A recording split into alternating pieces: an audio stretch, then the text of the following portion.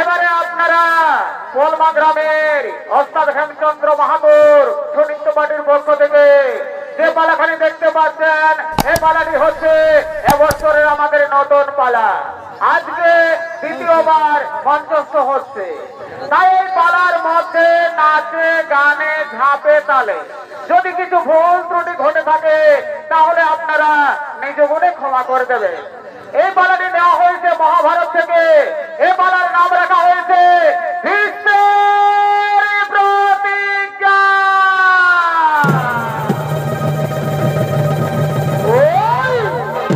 এদিকে এদিকে বৈকুণ্ঠে সুমেরু পর্বতের উপরে মহামণি বৈশিষ্ট্যের অতি মনোরমা আশ্রম।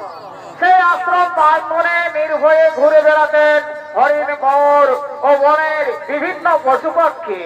সেই আশ্রমের আকর্ষণীয় কেন্দ্রবিন্দু ছিল দিব্য গাভী নন্দিনী।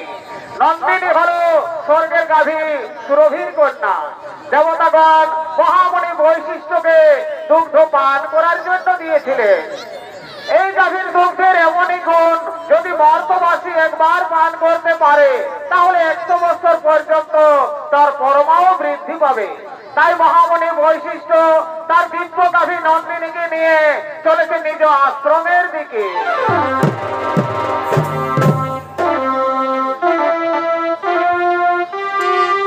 আচ্ছা আচ্ছা,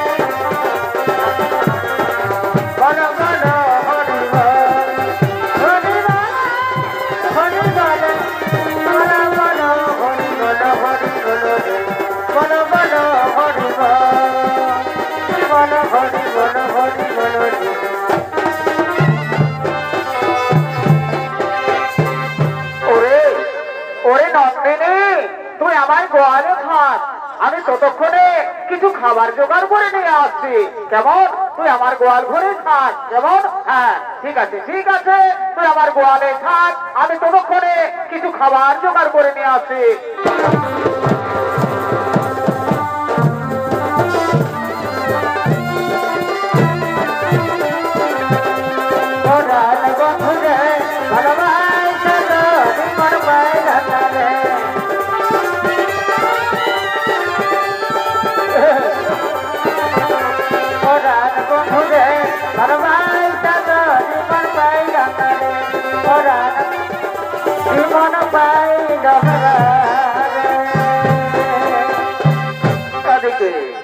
এদিকে অষ্টবসু অর্থাৎ অষ্টমণিগণ ধরা, ধ্রুব, সোম, অনল, অনিল, প্রভাস, প্রত্যুষ ও অহ, এই অষ্টবসুগণ তারা চলেছে মহামণি বৈশিষ্ট্যের অতি মনোরমা আশ্রম দর্শন করার জন্য সুমরে পর্বতে।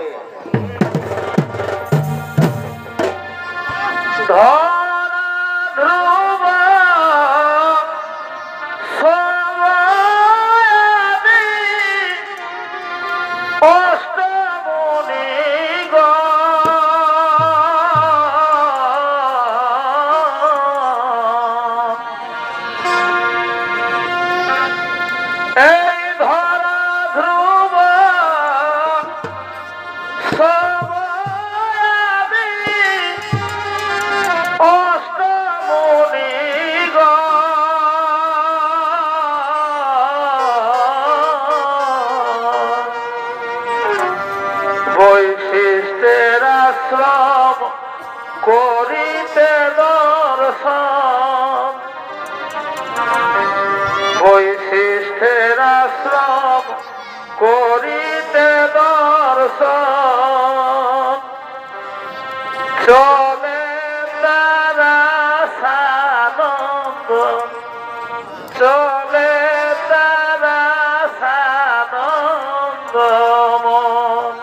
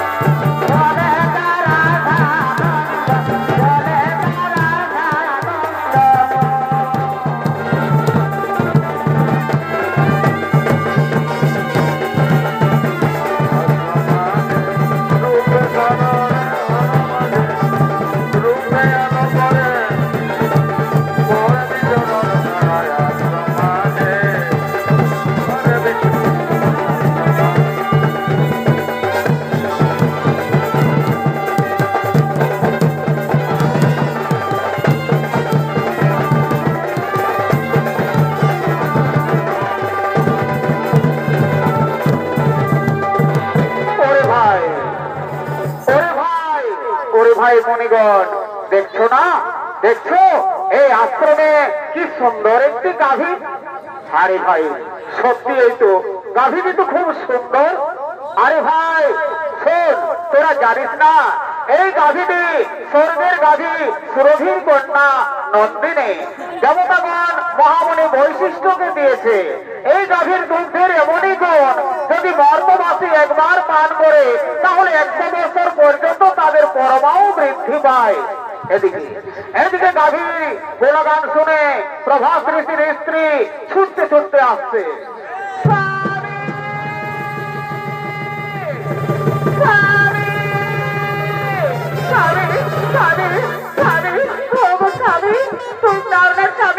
এই গাভীতে আমায় হরণ করে দাও না স্বামী, এই গাভীতে আমি মর্ত লোকে নিয়ে যাব।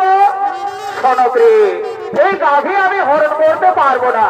তাছাড়া আমরা মনে ঋষিগণ এই গাভী হরণ করে আমরা কি করব? না স্বামী না, তুমি না বলো না গো, এই গাভীটি আমি মর্ত লোকে নিয়ে যাব। মর্ত লোকে ঈশ্বর রাজার কন্যা চিত্তবতী আমার প্রিয় বান্ধবী, আমি তাকে এই গাভীটি উপহার দেব। দাও না স্বামী, তুমি আমার এই গাভীটি হরণ করে দাও। ওরে ভাই মণিগণ, বলো বলো তোমরা আমি এখন কি করব? শোনো শোনো প্রভাস ঋষি, তুমি কি করবে তা আমরা বলতে পারবো না, তবে এটা আমরা বলতে পারি এই গাভী হরণ করলে মহামণি বৈশিষ্ট্য আমাদের কাউকেই ছাড়বে না। স্বামী স্বামী স্বামী, তুমি দাও না এই গাভীটি আমায় হরণ করে দাও না, আমি এক্ষুনি আমার প্রিয় বান্ধবীকে এই গাভীটি আমি উপহার দেব। দাও না স্বামী, তাও তুমি আমায় গাভীটি হরণ করে দাও। ওরে ভাই মণিগণ, তোরা একটু দাঁড়া, আমি এক্ষুনি এই গাভী হরণ করে নিয়ে যাচ্ছি। আমি এক্ষুনি এই গাভী হরণ করে নিয়ে যাবো। চলো চলো চলো চলো, আমরা এই গাভীটি হরণ করে নিয়ে যাই। চলো চলো চলো চলো চলো চলো।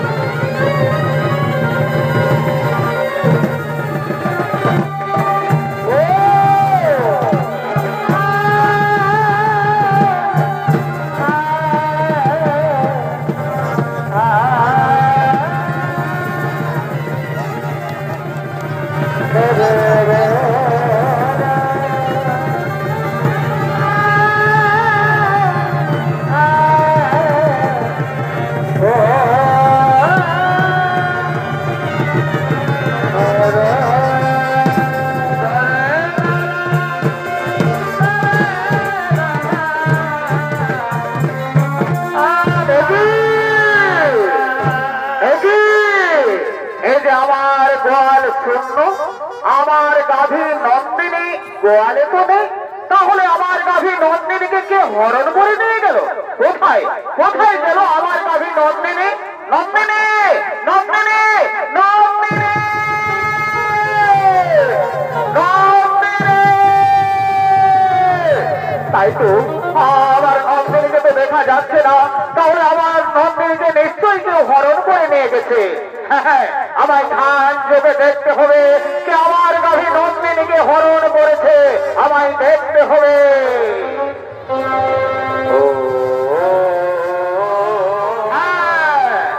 শুনতে পেরেছি অষ্টবসু তোমরা এসেছিলে আমার আশ্রমে, তোমরা আমার গাভী নন্দিনীকে হরণ করেছ।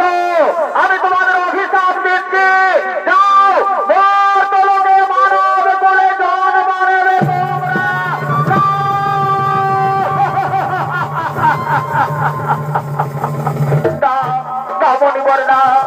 আপনি আমাদের এত বড় অভিশাপ দেবেন না, আপনি আপনার অভিশাপ ফিরিয়ে শোনো শোনো প্রভাস ঋষি, আমার মুখ থেকে যখন বাক্য বের করেছি তা কখনো লঙ্ঘন হবে না। মর্তলোকে তোমাদের জন্ম নিতেই হবে। আপনি যখন আমাদের অভিশাপ দিয়েছেন, আপনি আমাদের মুক্তির উপায় বলেন। শোনো শোনো প্রভাস ঋষি, যাও মর্তলোকে মহারাজ শান্তনু রৌরসে দেবী গঙ্গার গর্ভে জন্ম নেবে তোমরা। আর বাকি 7 জন ঋষি যারা তোমার সঙ্গে ছিল তাদের অপরাধ একটু কম, তাই তারা জন্মের পরে মুক্তি লাভ করে ফিরে আসবে গোলকে। আর যেহেতু তুমি তোমার স্ত্রীর কথায় আমার গাভী নন্দিনীকে হরণ করেছো, তাই তোমাকে সারা জনম থাকতে হবে মর্তলোকে। জন্মের সময় তোমার নাম হবে দেবব্রত, পরক্ষণে তুমি ভীষণ প্রতিজ্ঞা করার ফলে তোমার নাম হবে ভীষ্ম। হে আমার আশীর্বাদ, হে আমার অভিশাপ। না!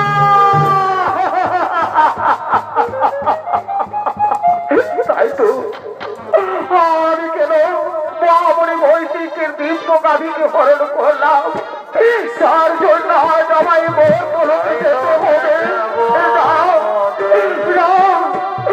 আমি মর্তলোকে যেতে পারবো না। না, না,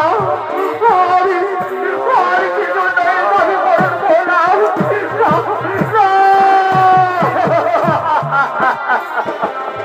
আমি আমার স্ত্রীর কোথায় মহামণি বৈশিষ্ট্যের দিব্য গাভী নন্দিনীকে হরণ করলাম, যার জন্য মহামণি বৈশিষ্ট্য আজ আমায় দিল অভিশাপ। আমায় মর্তলোকে মানব কুলে জন্ম নিতে হবে, মর্তলোকে মানব কুলে আমায় জন্ম নিতে হবে, মর্তলোকে। আমি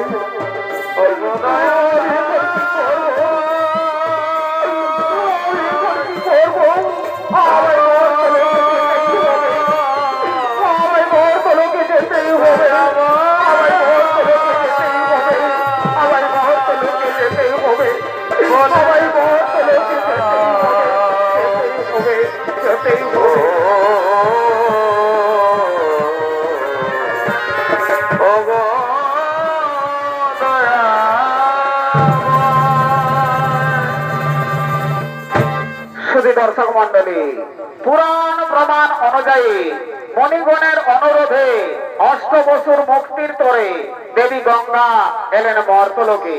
মহারাজ শান্তনুর ঔরসে দেবী গঙ্গার গর্ভে জন্ম নিলেন অষ্টবসু। অষ্টম গর্ভে জন্ম নিলেন মহামণি প্রভাস। তাই জন্মের সময় তার নাম হলো দেবব্রত। পরক্ষণে তিনি ভীষণ প্রতিজ্ঞা করার ফলে তার নাম হয় ভীষ্ম। আর এদিকে কাশীরাজের কন্যা অম্বা, কাশীরাজের কন্যা অম্বা শাল্যরাজের প্রেমে পড়েছে। তাই শোভাধিপতি শাল্যরাজ চলেছে অম্বার সঙ্গে দেখা করার জন্য নির্জনে। এই প্রতাপশালী শৈলরাজ,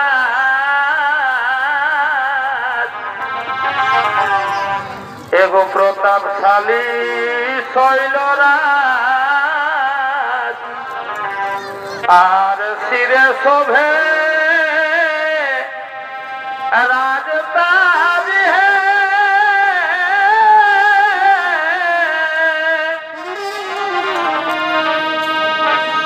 ওরে মানুষনে চলে উঠিয়া প্রাতে, মনে বড় আশা হে, মনে বড় আশা হে, করিব প্রেম বার সাথে, মনে বড় আশা হে, প্রেম করিব বার সাথে।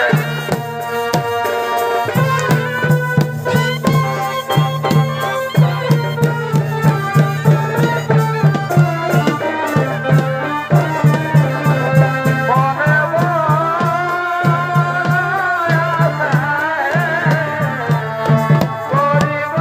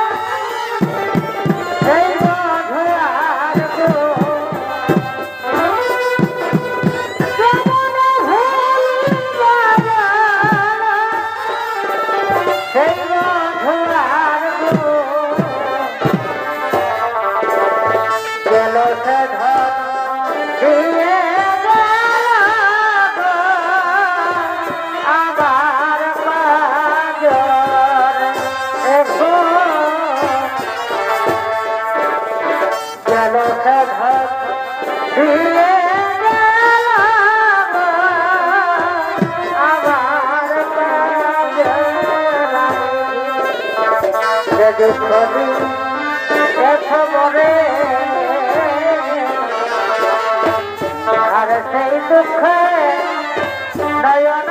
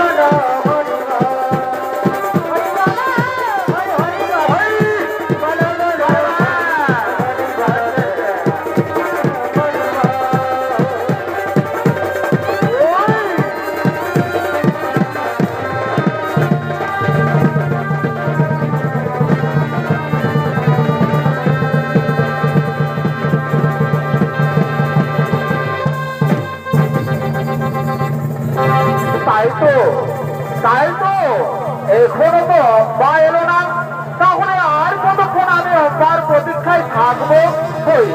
অব্বা তো এখনো এলো না।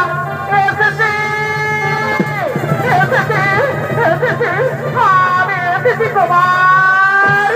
একে অব্বা, তুমি অনেক দেরি করে এলে। অব্বা বলো অব্বা, আর কতদিন আমাদের এইভাবে লুকিয়ে লুকিয়ে প্রেম করতে হবে? আর আমাদের লুকিয়ে লুকিয়ে প্রেম করতে হবে না। আগামীকাল আমার সংবর সভা, আপনি সংবর সভায় উপস্থিত হবেন। আমি আপনার গলায় মালা দিয়ে আপনাকে আমি স্বামী রূপে বরণ করে নেব। অব্বা তুমি সত্যি বলছো? হ্যাঁ হ্যাঁ কুমার, আমি সত্যি বলছি। আগামীকালই হবে আমাদের প্রেমের অবসান। অব্বা আজ আমার কি আনন্দ হচ্ছে, আজ আমার কি আনন্দ হচ্ছে অব্বা, তাই আজ আমার আনন্দে বলতে ইচ্ছে করছে। জীবন তোমাকে দিলাম ও বন্ধু, তুমি শুধু ভালোবাসা দিও। বারে বা এ জীবন তোমাকে দিলাম গো বন্ধু, বটে বটে, তুমি শুধু ভালোবাসা দিও। সুখের চেয়েও সুখ তুমি যে আমার প্রিয়, থেকে তুমি অতি প্রিয় কুমার।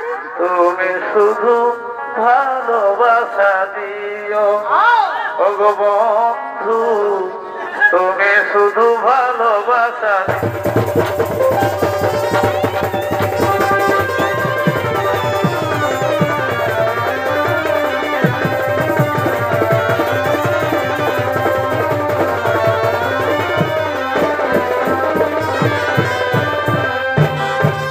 চোখে চোখে কথা বলো, মুখে কেন বলো না, মুখে কেন বলো না। শোনায় গো প্রিয় সখী, স্বয়নে স্বপ্নে দেখি। শোনায় গো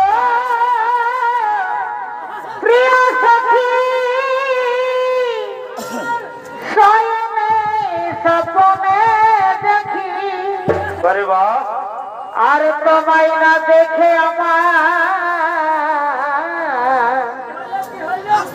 এগো তোমায় না দেখে আমার ঘুম আসে না। চোখে চোখে কথা বলো, মুখে কেন বলো না, মুখে কেন বলো।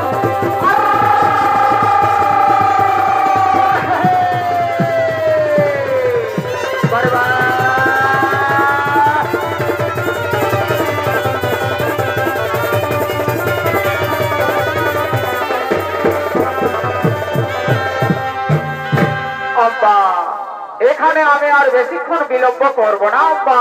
এবার আমায় রাজকুমারী যেতে হবে। তুমি আমায় হাসি মুখে বিদায় দাও প্রিয়ে।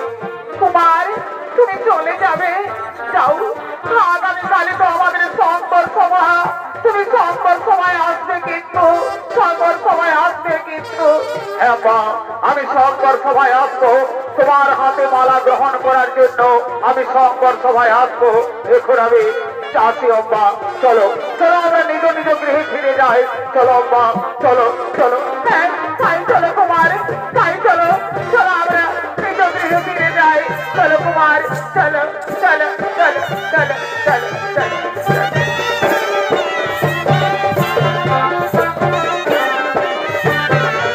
এদিকে এদিকে এদিকে কাশীরাজের তিন কন্যা অম্বা, অম্বিকা ও অম্বালিকা। কাশীরাজ করেছে তার তিন কন্যার সংবর সভার আয়োজন। তাই দেশ বিদেশ থেকে রাজা রাজপুত্রগণ তারা করছে সংবর সভায় আগমন।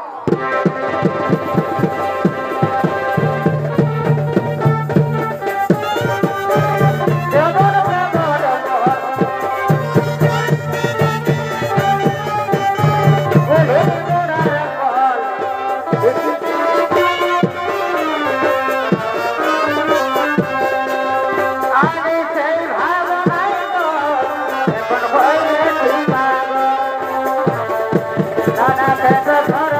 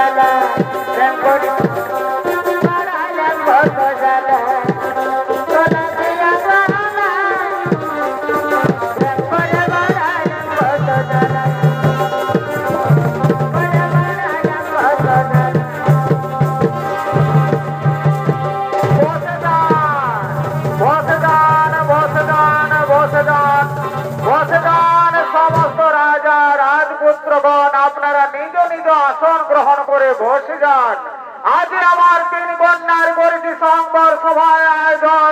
এক্ষুনি সংবর সভায় তারা এসে নিজ নিজ পতি করিবে বরণ।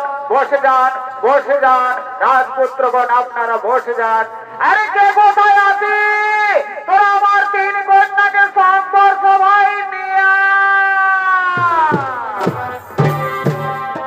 নানায়ার সহেনা তোর পিরিতির জ্বালা রে বন্ধু চিকন কালা, আর সহেনা তোর পিরিতির জ্বালা কালা, আর সহেনা তোর পিরিতির জ্বালা, আর সহেনা তোর পিরিতির জ্বালা রে বন্ধু চিকন কালা, আর সহেনা তোর পিরিতির জ্বালা কালা, আর সহেনা তোর পিরিতির জ্বালা।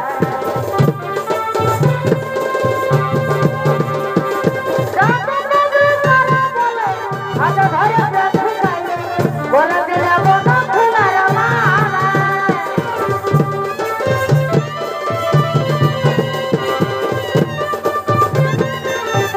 বারে বারে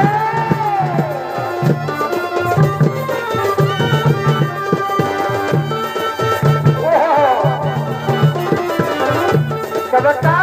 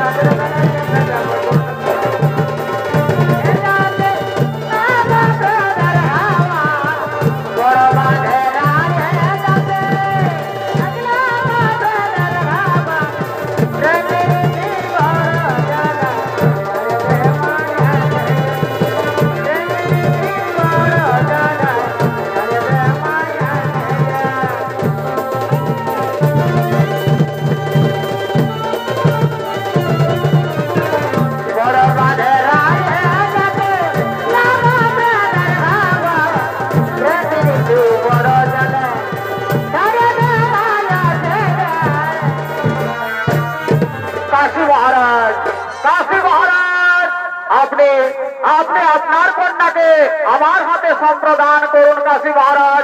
আমার সমকক্ষে নাই এই সভাস্থলে আছে আছে সমকক্ষবীর রয়েছে এই সভাস্থলে। কে কে আপনি? কে আপনি? আমি আমি হস্তিনানগরের শান্তনু নন্দন গঙ্গাপুত্র ভীষ্ম। গঙ্গাপুত্র ভীষ্ম? গঙ্গাপুত্র ভীষ্ম এসেছে এই সংবর সভায়? তাহলে তাহলে ভীষ্ম আবার বিয়ে করবে নাকি? আরে ভাই তুই জানিস না, শোন শোন, এই মনি ঋষিদেরও রাজকন্যাদের রূপে ধ্যান ভেঙে যায়, আর এ তো সামান্য মানুষ।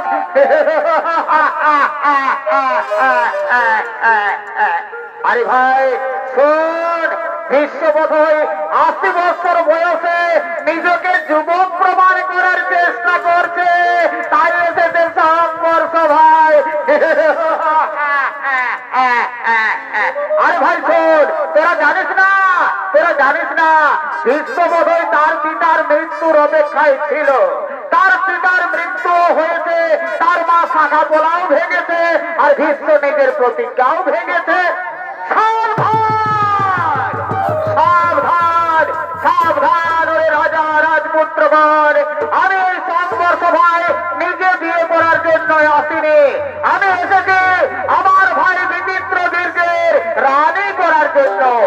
এই মুহূর্তে আমি এই ৩ কন্যাকে হরণ করে নিয়ে যাবো হস্তিনার রাজপ্রাসাদে। দেখি কার মতো শক্তি আছে, তোমরা ভীষ্মকে আটকাও। কি ভীষ্ম করে আমার ৩ কন্যাকে হরণ করে নিয়ে যাবে?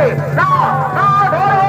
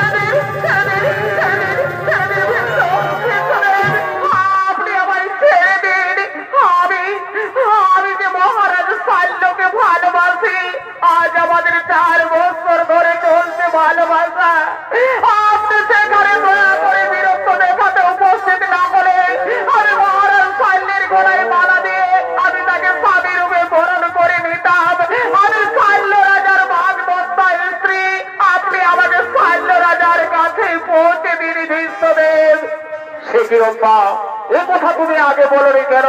চলো চলো আমি আমি সৌভরাজ্য মহারাজ শাল্যের কাছেই তোমায় পৌঁছে দিই। চলো চলো চলো চলো, আমি তোমাকে মহারাজ শাল্যের কাছেই পৌঁছে দিই। চলো চলো চলো চলো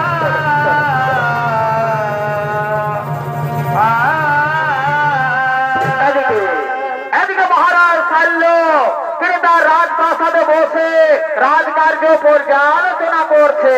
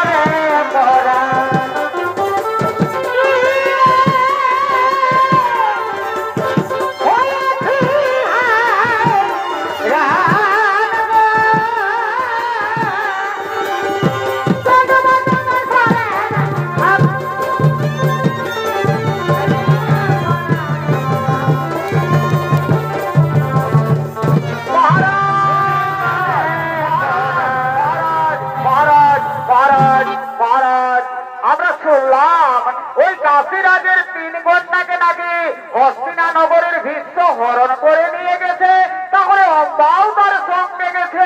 চুপ করো মাতৃগণ, তোমরা চুপ করো।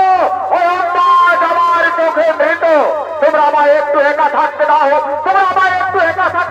তোমরা যাও মাতৃগণ, তোমরা এখান থেকে চলে যাও, আমায় একটু একা থাকতে দাও মাতৃগণ, তোমরা আমায় একটু একা থাকতে দাও।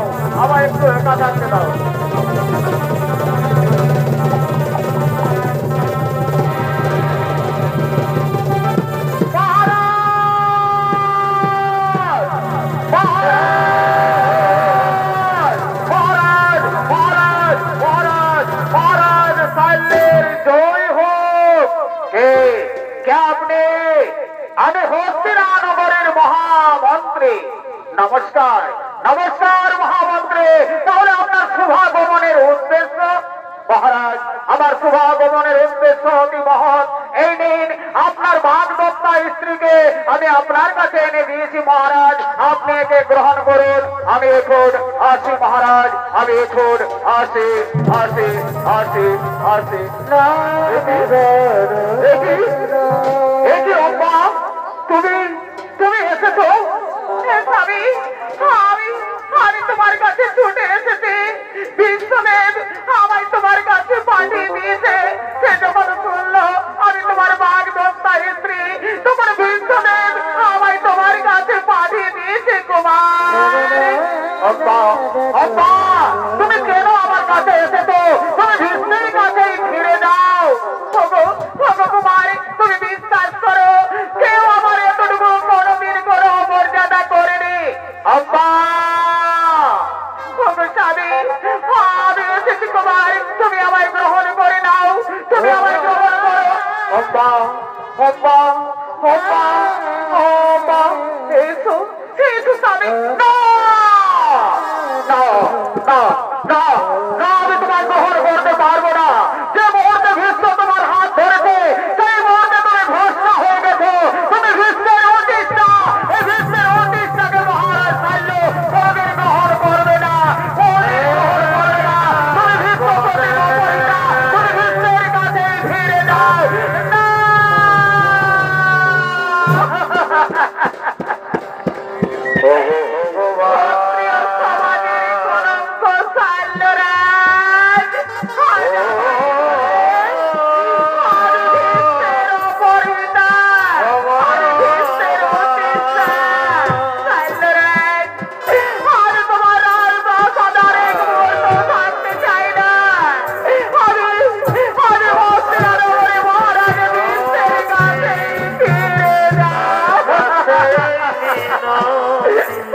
মহারাজ, আপনি আমায় প্রত্যাখ্যান করলেন, এ কি তোমার ভালোবাসা? আজ তুমি আমায় ছেড়ে দিলে, এবার আমি কোথায় যাব? আমি অযোধ্যা নগরে কাছে, আমি অযোধ্যা যাব, আমি মহারাজ বিশ্বের কাছেই যাব, আমি হস্তিনা নগরে মহারাজ বিশ্বের কাছেই যাব।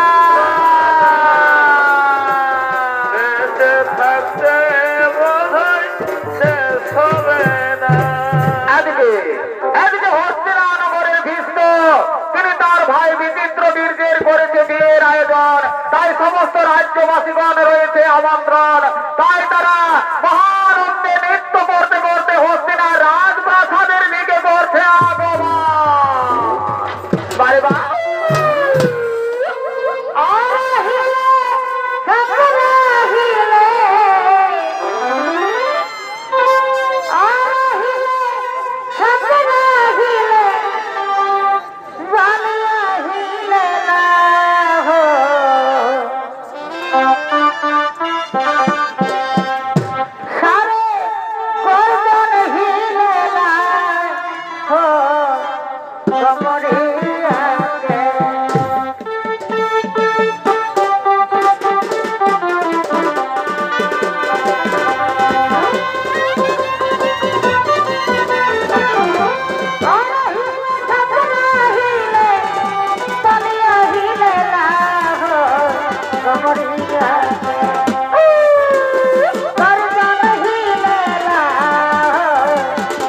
আচ্ছা আচ্ছা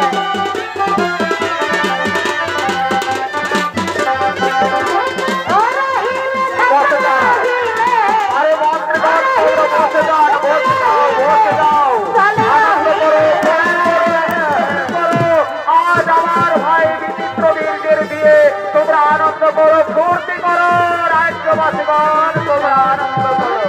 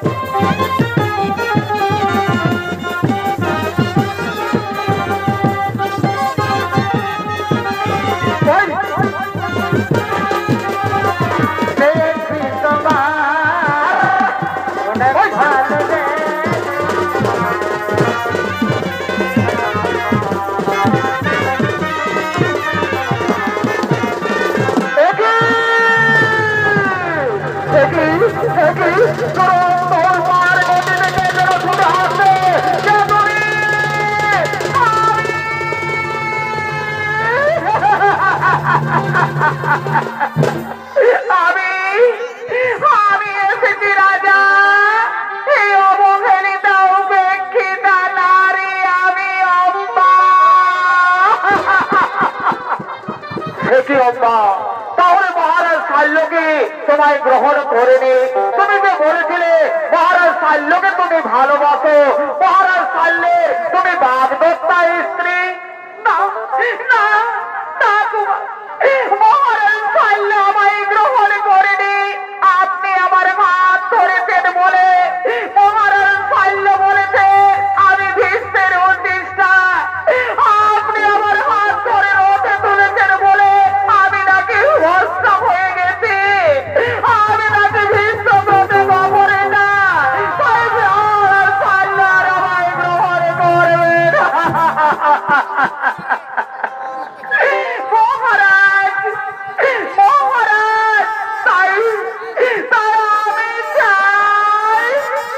দাও মা।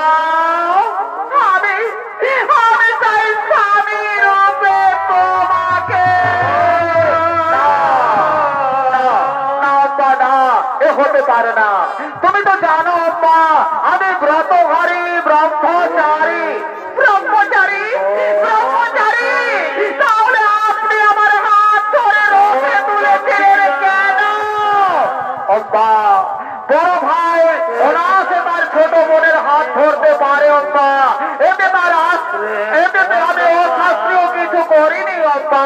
তাছাড়া ভারতের সর্বশ্রেষ্ঠ রাজা আমার ভাই হবে তোমার স্বামী। না না, আমি বিচিত্র বীর্যকে ছেলের ভাই বলে সমাদর করতে পারি, কিন্তু স্বামীর আসনে বসে পুজো করতে পারি না। আব্বা, আব্বা, ভগনী মা,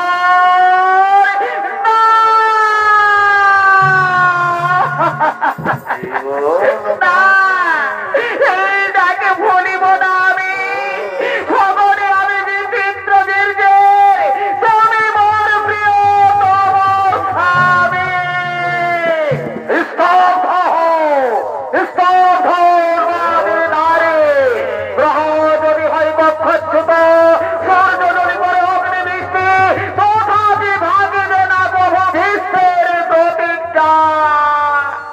বিশ্বদেব, সত্য ধর্ম রক্ষা করাই কি আপনার ধর্ম? একজন বিপন্নত নারীকে রক্ষা করা কি আপনার ধর্ম নয়? সে দেখো মোর প্রাণে অযোগ্য নহিব তোমার, তাই রমণীর রমণী বলে তুমি করো উদ্ধার। না, না, মনায় হতে পারে না। অতীতেই থেমে গেছে জীবনের সুখ, তাই জীবনের সুখ স্বাচ্ছন্দ্য আত্মা আদরে আত্মা হতে দেয়া লইয়াছি ভীষ্ম নাম। তাই তো বলি, তোমার আমার মধ্যে আছে যে মহাব্যবধান।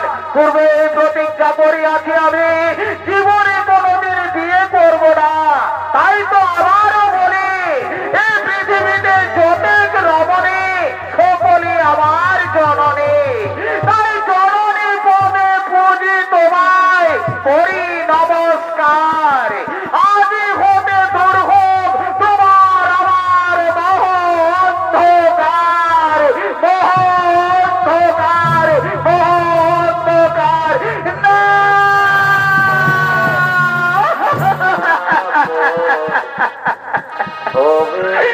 নারীত্ব করিয়া খর্ব চাহি না ওখার মাতৃত্ব।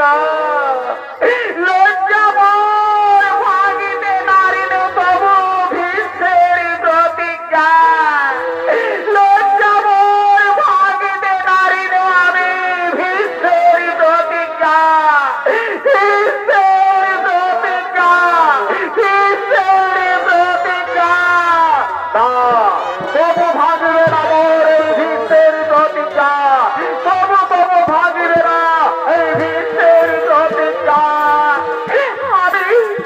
আমি পারলাম না আপনার প্রতিজ্ঞা ভঙ্গ করতে, তাই আমার লজ্জা, আমার লজ্জা। আমি পারলাম না ভাঙিতে ভীষ্মের প্রতিজ্ঞা, পারলাম না ভাঙিতে ভীষ্মের প্রতিজ্ঞা। শেষের দিনে সেজন দিনে এই ভীষ্মের প্রতিজ্ঞা অনুষ্ঠান হয়ে কোনোদিন কার্যকর হবে না এই ভীষ্মের প্রতিজ্ঞা। কোনোদিন কার্যকর হবে না এই ভীষ্মের প্রতিজ্ঞা। ভীষ্মের প্রতিজ্ঞা হতে থাকবে, ভীষ্মের প্রতিজ্ঞা হতে থাকবে।